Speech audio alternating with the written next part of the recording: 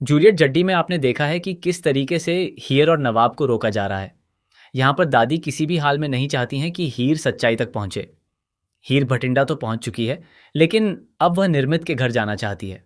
आपको बता दें कि निर्मित और दादी ने मिलकर एक बहुत बड़ा सच छुपा कर रखा है। निर्मित के जो मम्मी पापा यहाँ कॉलेज में आए थे, क्या वे वास्तव में उसके मम्मी पापा थे? अब हीर इसी सच्चाई का पता लगाने में जुट गई है।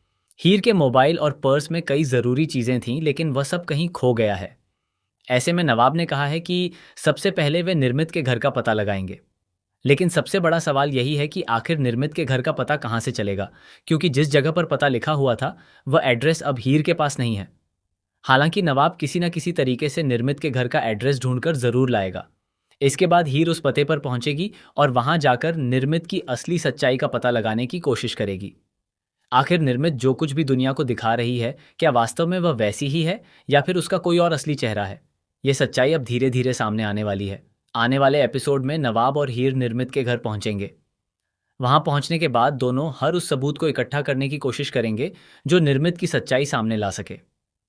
हीर इस बार बिना पुख्ता सबूत के वापस लौटने वाली नहीं है।